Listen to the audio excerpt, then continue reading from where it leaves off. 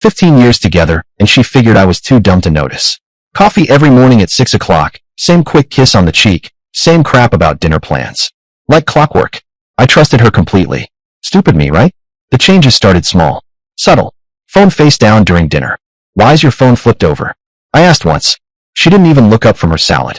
Because gravity works both ways, Tim. Uh-huh. That's solid physics right there. Years prior, her phone was always face up, practically begging for notifications. Now, it's like Fort Knox with a lock screen. Then it was working late. Used to be once a month. Suddenly, 3 nights a week. Another late showing? I'd ask. Yup. Big client. Needs to see the place after hours. Do they also need you to sell it by candlelight at midnight? She gave me that tight little smile that says, keep talking and I'll kill you in your sleep. She sold real estate. So sure, overtime made sense. At least that's what I told myself, while I reheated leftovers for one. Then came the yoga obsession. Out of nowhere. Designer workout clothes, so expensive, they probably came with a personal life coach stitched into the waistband. She didn't even ask my opinion on how they looked on her. Do these leggings make my butt look good? She didn't ask. Sure. Honey, they look pricey. I muttered to the receipt I found later. Classes at weird hours. Sometimes early morning, sometimes late evening. Never the same schedule twice. Oh, yoga at 9 p.m. tonight? I asked. No, that's hot yoga. Totally different. Hot yoga? What's next? Extreme yoga in a volcano. My college sweetheart had turned into someone I barely recognized. We used to talk about everything. Now she gave me updates like a weather report. How was your day? I'd ask. Fine. Anything exciting happen? Nope. That was it. End of broadcast. Friends still called us the perfect couple. If they only knew how quiet our house had become. Dinner conversations were basically me running a one-man interview show. So, what do you want to do this weekend? Busy. Want to watch a movie tonight? Tired. Want me to just talk to myself out loud so you can nod occasionally? She shrugged. She was tired. Work was stressful. The market was tough. Always something. I decided to surprise her at the office one afternoon. Thought maybe we could grab lunch. You know, like we used to before, working late became her new personality. Her assistant looked at me like I'd just asked for directions to Mars. She left around noon, the assistant said. For what? I asked. Personal appointment. Oh really? That's funny. Because that very morning, she gave me the big dramatic sigh about working late on a huge sale. Apparently, the sale was happening somewhere between a spa and a hotel room. That's when the pieces started clicking. Not all at once, but in that slow, painful way that makes you wonder if you're just paranoid or if your wife's living a double life. Spoiler alert, I wasn't paranoid. Then I noticed the new clothes. Designer stuff showing up like it was Christmas morning. Except Santa skipped me entirely, because I never saw her wear them around me. Which means what? She's wearing them around somebody. Hey, when are you going to wear that new dress I saw the tag from? I asked. Oh, it's not really your style. Yeah, no kidding. I wasn't planning on wearing it myself. Showers got longer, too. Way longer. Like, long enough for her to rewrite the plumbing system. She'd come home from work and vanish into the bathroom for half an hour. I timed her once. 32 minutes. What exactly is she washing off? Wall paint. The sins of the day? Then she changed her laptop password. After using our anniversary date for 8 years. 8 years. Hey, what happened to our anniversary password? I asked casually. Oh, I just felt like updating it. Cool, so what is it now? Definitely not cheating 123? Her phone calls.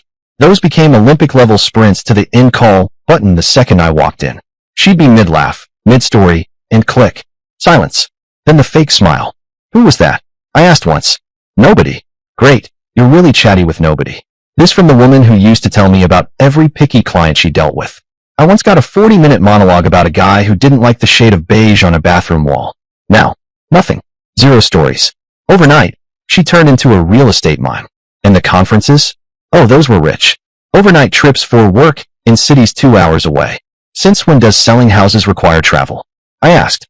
Well, it's networking. Networking? In Cleveland? You can't network at the Starbucks 5 minutes from here. And then the gym thing. She joined a new gym, a shiny, overpriced one across town, when we already had a perfectly good gym 5 minutes from the house. What's wrong with our gym? I asked. I don't know, the vibe. Oh right, our gym has too much treadmill and not enough male trainers named Brad. And the final insult? She stopped wearing her ring to bed. Said it was uncomfortable. Uncomfortable? After 15 years. I asked. Yeah, it just bothers me now. Right? Gravity, fabric, and skin must have all changed overnight. That's amazing. Now that's BS to me. I can see if you're operating dangerous machinery at work, then sure, Take off your ring.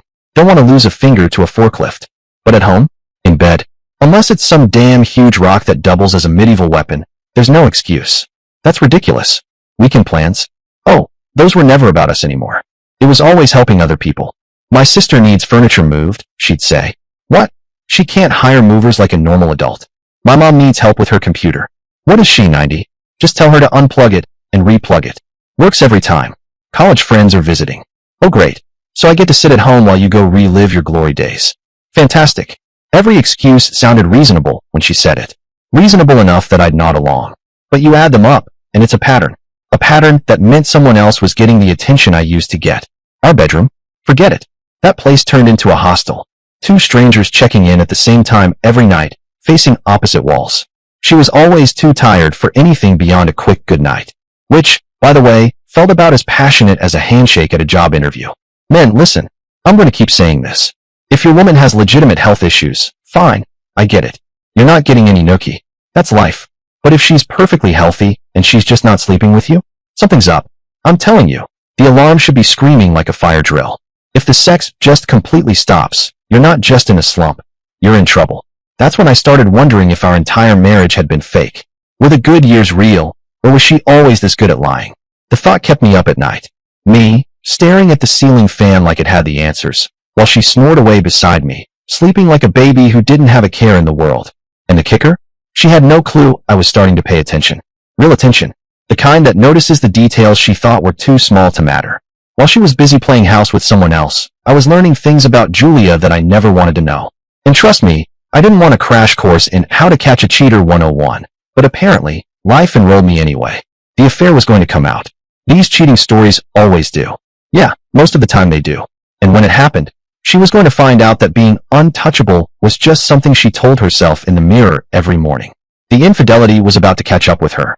I just had to figure out how to prove what I already knew in my gut. She thought she was smarter than me. Cute, right? She forgot that I actually pay attention when something smells fishy. And buddy, the whole house reeked. So paying attention became my full-time job. Forget hobbies, forget golf, forget Netflix. I was now Detective Dumb Husband, badge number 001. The lie about working late was just the beginning. I started keeping mental notes of everything. What time did she leave? What time did she say she'd be home? What she was wearing when she left versus when she came back. The little things that cheaters think nobody notices. Her yoga schedule, for instance, made no sense. Different days every week, different times, completely random. It was like she was attending quantum yoga in a parallel dimension. So I looked up the studio online. And guess what? The actual schedule was nothing like what she told me. Hey, how was yoga? I asked one night. Great, amazing class. Was that the invisible class that doesn't exist on their website? She blinked. What? Nothing, just namaste. She was lying about everything. And I decided I was done sitting in the dark. Time to find out. Following your own wife feels like the most pathetic thing a man can do. I mean, I should have been at home watching sports, not parked in a sedan with a cold cup of coffee and binoculars like some low-budget PI. But there I was, sitting outside a shopping center, waiting to see where she really went after yoga. And then it happened. She pulled into the shopping center parking lot. Parked. Sat there. I thought, okay, maybe she's actually early for once. But no. 10 minutes later, another car rolled up. Out popped Mr. Mystery. The guy strolled over like he owned the place and climbed right into her passenger seat like it was reserved seating. I moved my car closer. And what I saw made me mad as hell. Intimate conversation. Her signature hair-playing move. The same one she used to do with me back when she actually liked me. The little twirl, the giggle, and then the laugh. That same laugh that once made me feel like the funniest man alive. Now she's handing it out for free to this joker. They sat there for an hour, smiling, touching arms, whispering. And when it was time for him to go, he leaned in. And not some quick goodbye peck either.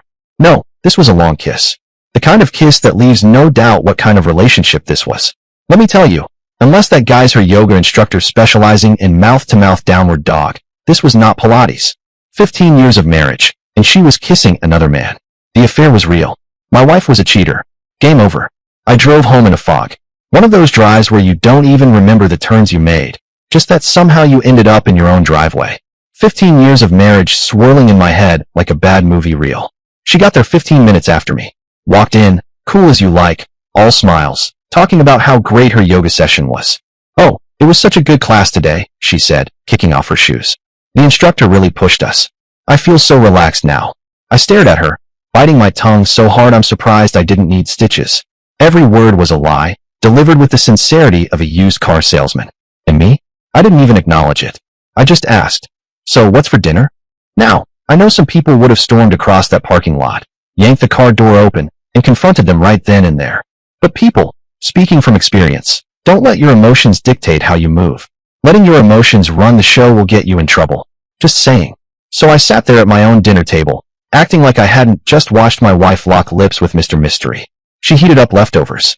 Didn't even try to dress it up. Just nuked it in the microwave, handed me a plate, and we ate in silence. Romantic, right?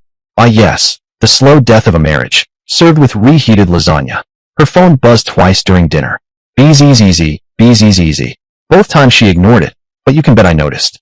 I shoveled food into my mouth like nothing was wrong, but in my head I was thinking, is that him? Is he texting namaste, baby, while I'm chewing garlic bread? After dinner, she vanished into one of those long showers again. Olympic length. She could have washed a school bus in there. I sat on the couch, staring at the TV without seeing it, trying to figure out my next move. Confronting her now would just make her careful. Nope. Better to gather more information first. Who was this guy? Was she planning to leave me for him? The questions kept multiplying like rabbits. And then I noticed her phone, sitting on the kitchen counter. Password protected, of course. But the screen kept lighting up with those little notification previews. Text messages. The sender? Someone saved as coworker. Oh, funny thing about that. She'd mentioned this coworker maybe twice in 5 years. Twice. And now, suddenly, coworker is pinging her at 9 o'clock at night like it's urgent? Please. So I started paying closer attention. And I saw the pattern. The coworker texts always came at the same times. Always during those moments when she seemed happiest. Always right before she took those long, steamy, crime scene cover-up showers. The timing was way too convenient to be a coincidence. Julia was having an affair with her AP. This coworker was definitely not a coworker. Let's just drop the act. You know, the cheating stories you hear online always make it sound obvious. Like the cheated-on spouse should have known from day one. Oh, well, he should have known. They've been together 15 years. Yeah, thanks, Sherlock. As if tenure automatically grants you X-ray vision into someone's lies. Here's the truth. Some people are damn good at hiding their infidelity. Olympic-level liars. Julia could have given masterclasses. And when you're living it, every revelation doesn't just roll off you. It hits like a punch to the gut. Over and over. She came out of the shower that night acting like nothing had happened. Hair damp, wearing pajamas, smelling like lavender soap instead of guilt. Kissed me goodnight like she hadn't been kissing another man 4 hours earlier. Sweet dreams, she said. Yeah, I muttered. Dreams. I lay awake until 3 in the morning, staring at the ceiling fan, planning my next move. Because now that I knew about her AP, I needed to know everything. How they met. How long this circus had been going on. What their little endgame was. And most importantly, how to catch them in a way that gave me every possible advantage when the bomb finally went off. The infidelity was about to get a lot more complicated for both of them. They thought they were being careful. Cute. They had no idea I was just getting started. The investigation kicked off that very night. While she was taking one of her usual long showers, probably texting coworker between conditioner and body wash, I slipped outside to her car. She always left it unlocked in the driveway, trusting for her own good. Rookie mistake. I searched every inch of that vehicle. Nothing in the glove compartment except registration and insurance papers. Nothing under the seats. Nothing in the back pockets. For a second, I almost felt ridiculous, like one of those guys on true crime shows rummaging for clues with a flashlight. Then I checked the door pockets. Jackpot. Buried behind a stack of real estate flyers was a receipt. Gas station purchase from 2 weeks ago. Timestamp, 11:30 in the morning. Now, according to her, she had been showing houses all day that week. But this gas station? 40 minutes in the opposite direction from any of her listings. What was she doing there? The next morning, she left for work at her usual time, 8:15 sharp. Same outfit rotation, same travel mug, same see you tonight, kiss on the cheek like she was the model wife. Academy Award material, really. I waited until 9 o'clock, then called my boss. Hey, not feeling so hot. I told him. Think I need the day. He paused, then asked, you sick or life sick? That threw me. A little bit of column A, lot of column B. And before I knew it, I was spilling more than I meant to. About the weird stuff I saw yesterday, about my suspicions, about how I couldn't just keep playing the clueless husband role. He didn't interrupt. Just let me rant until I ran out of steam. Then silence. Long enough for me to wonder if I'd just committed career suicide. Finally, he says, real low, yeah. My ex-wife pulled the same crap years ago. I sat up. Wait, seriously? Yep. Said she was taking night classes. You know where those classes were? The Marriott. Working late? Turned out to be working somebody else's zipper. I let out a short, bitter laugh. Guess the syllabus was real hands-on, huh? Don't laugh, he said. I ignored the signs. Thought I was being paranoid. By the time I woke up, it was too late. Lost half of everything in the divorce. Half of everything. He let that hang in the air like some cautionary ghost story. Then he added, listen, don't go in guns blazing. Get proof before she knows you know. Document everything. And I mean everything. I whistled. So you're telling me to go full FBI? Hidden files, black marker underlines, red string on the wall. Whatever it takes. Once cheaters realize they're caught, they get desperate. And desperate people do stupid things. You'll thank me later. That actually sobered me. He wasn't joking. Desperate people burn houses down, empty bank accounts, run smear campaigns with your in-laws. He gave me the day off. Hell, he said take the week, and told me to get answers. So I did what any rational, possibly soon-to-be divorced man would do. Turned into a private investigator armed with nothing but Google Maps and way too much caffeine. I pulled up the location on my phone. The gas station sat right next to a neat little residential neighborhood. Quiet streets, nice houses, the kind of area where people probably still bake pies for new neighbors. Nobody pays attention to cars coming and going. Basically, the perfect backdrop for shady, rom-com but trashier meetings. I stared at the screen and thought, all right, Sherlock. Now let's find exactly where they were meeting. The receipt was just a clue, not the whole answer. Like a bad detective novel where the hero trips over breadcrumbs while the villain is busy leaving an entire loaf. I knew I had to wait for her next yoga session. 2 days later, my chance came. She waltzed into the kitchen that morning, yoga mat in hand. I'll be at yoga this afternoon, 2:15 to 4:30, like always, she said, tossing her hair like she was in some commercial for shampoo and lies. Right, yoga, I said, trying to keep my face from twitching. You've been so dedicated. Namaste, babe. She gave me that smile, the one that used to melt me, but now just made me wonder how much dental work her affair partner had paid for. This time I was ready. I left early, got myself into position near the gas station like some undercover cop in a budget action film. Sure enough, at 2:10 sharp, her car pulled in. And what does she do? Nothing. Didn't get gas. Didn't get snacks. Didn't even get windshield washer fluid. Just sat there. 5 whole minutes. Probably rehearsing her downward dog face. Then, she pulls out and heads into the residential neighborhood behind it. I followed at a distance, like a professional stalker with a Costco membership. She turns onto this quiet little street, the kind with manicured lawns and mailboxes that all look like Stepford husbands built them. And there it was, the house. She parked out front like she owned the place. And what's waiting in the driveway? The same damn car I'd seen at the gym parking lot. Same make, same model, and the same little dent in the rear bumper. Ding ding ding. This was it. Loverboy HQ. I parked at the end of the street, out of sight, and waited. Around noon, the front door opened, and out he comes. Tall, mid-40s, wedding ring sparkling like it was mocking me. The same guy I'd spotted before. He strolls out to check the mailbox like this was the most normal thing in the world. Oh sure, buddy, just another day, bills, junk mail, and screwing someone else's wife. I pulled out my phone and snapped photos. House, address, car, Mr. Yoga Guru himself. Boom. Evidence. CSI, Suburbs Edition. Now I knew everything I needed to know, where they met, when they met, proof that this wasn't some random backseat fling after too much boxed wine. Nope, this was systematic infidelity. Like clockwork. Like payroll. Like yoga with a happy ending. But here's the thing. Knowing about the affair was only half the battle. Now I had to prepare for war.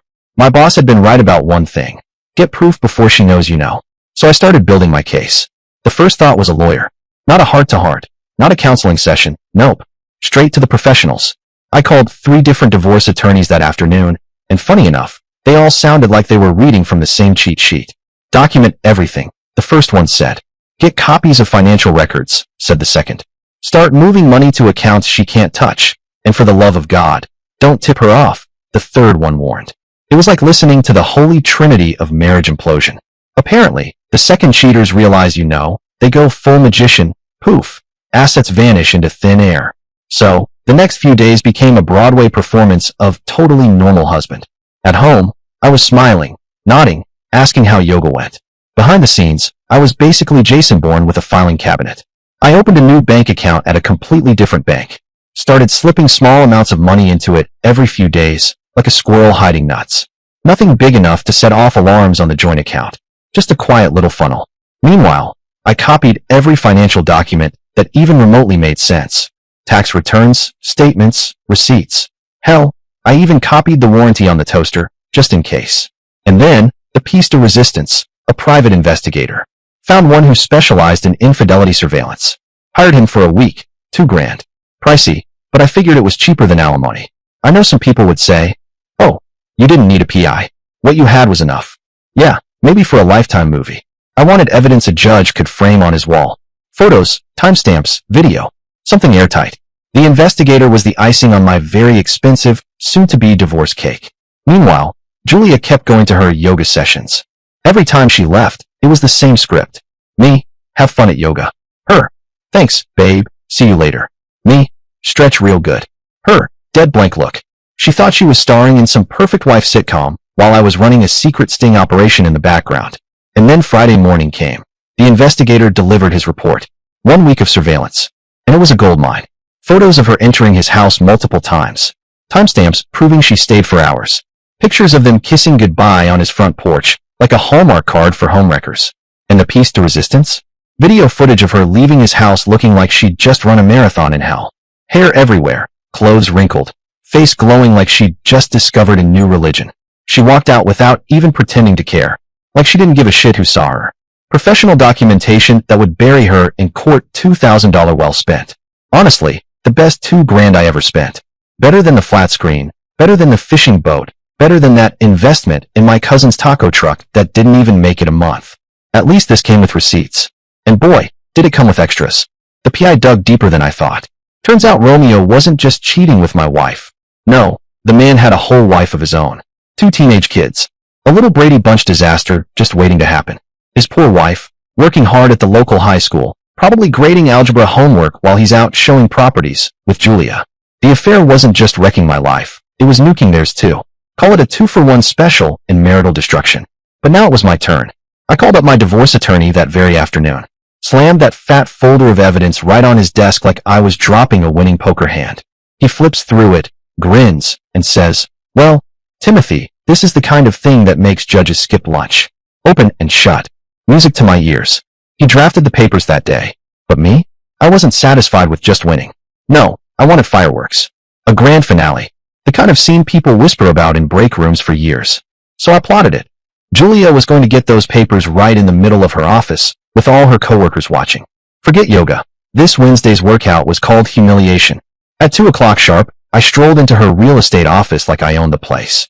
Walked up to the receptionist, leaned on the counter, and said, hey, I've got some very important papers for Julia.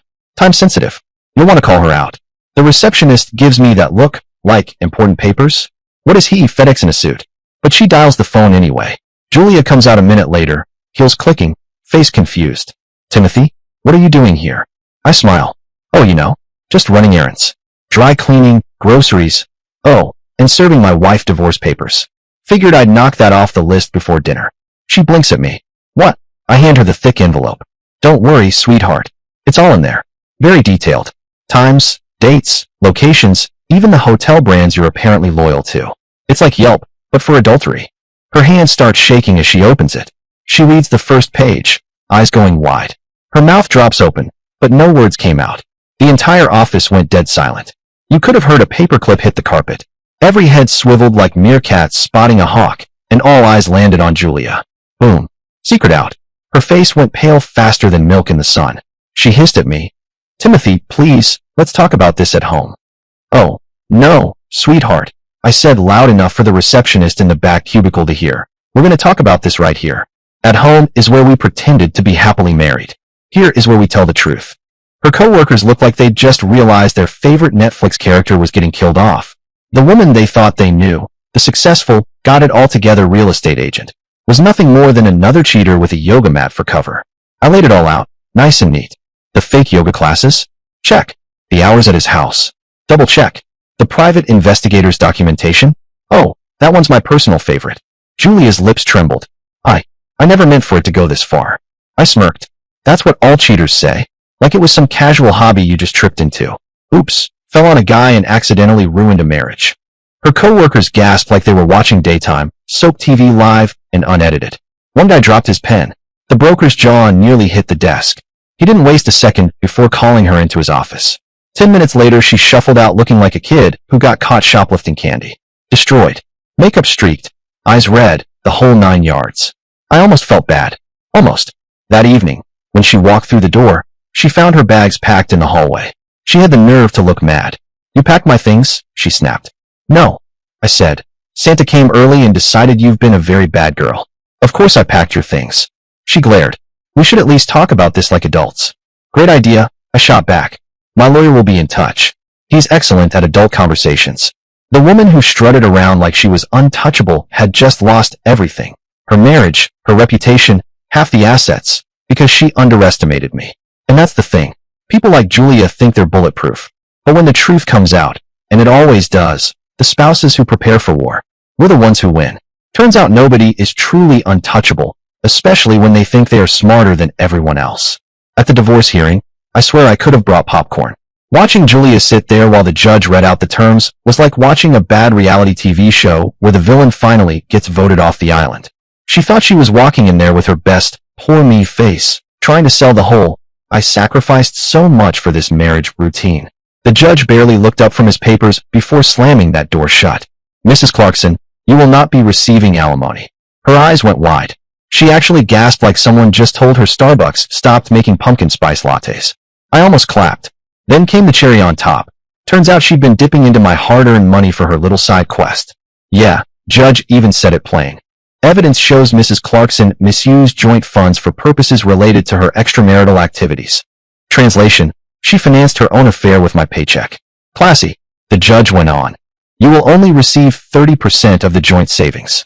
I could see her doing math in her head, trying to figure out how many fancy handbags that bought her. Spoiler alert, not many. And since there is no equity in the marital home, the judge continued, you will not be awarded any value from that property. I nearly fell out of my chair, trying not to laugh. She stared at the judge like he was personally trying to ruin her life. No, lady, you did that. Oh, but it got better. Additionally, Mrs. Clarkson will reimburse Mr. Clarkson in the amount of $1,900 for funds misused toward her affair. That's when I leaned over and whispered, just loud enough. Guess that was one expensive yoga class, huh? She glared at me, but what was she going to do? Nothing. In the end, she only walked away with a few furnishings, her clothes, and her car. When the dust settled from our divorce circus, I thought maybe Julia would finally crawl under a rock and stay there. Nope. She went running straight into the arms of her knight in shining Home Depot discounts, her affair partner. The guy wasn't exactly Prince Charming. More like Prince Cheapo with a side of midlife crisis. Now, as I told earlier, he was married too. Shocking, right? Because cheaters usually pair off like it's speed dating for liars. As expected, his wife found out, thanks to my detailed investigation. And oh boy, she didn't just take him to divorce court. She wrecked him. She cleaned him out like a Black Friday sale. His life tanked, his credit card statements were Exhibit A, and the man was basically left with a lawn chair and a box fan. So there's Julia, queen of bad decisions, moving into his sad little bachelor pad. I heard through the grapevine she thought it was going to be romantic. Yeah. Nothing says romance like living off takeout containers and folding laundry in a laundromat because he lost the house. You ever hear the saying, play stupid games, win stupid prizes? Julia played, and the prize came in the form of steel-toed boots and fists that knew what they were doing. I didn't see it firsthand, but trust me, the grapevine doesn't miss a detail in this town. And honestly, I couldn't have scripted it better myself. A few weeks after she skipped out of my life and into Mr. Affair Partner's shoebox apartment, word is his ex-wife's family rolled up like an old-school mafia crew. Her father, couple of uncles, and even her brother. No shouting match, no long speeches. Just straight-up frontier justice. Picture this. They barge in without knocking. AP stumbles out of the kitchen in pajama pants, holding a beer like it's a shield. Julie is behind him in one of her I'm a free spirit nightgowns, looking like she's about to star in a low-budget soap opera. The ex-wife's father steps forward. Old man, farm-strong hands, voice like gravel. He points right at AP. Boy, you tore apart my daughter's house for this. Julia squeaks, we're in love. Wrong move. Uncle number 1 shoves her back against the couch. Uncle number 2 grabs AP by the collar before the idiot can blink. Love, the brother spits.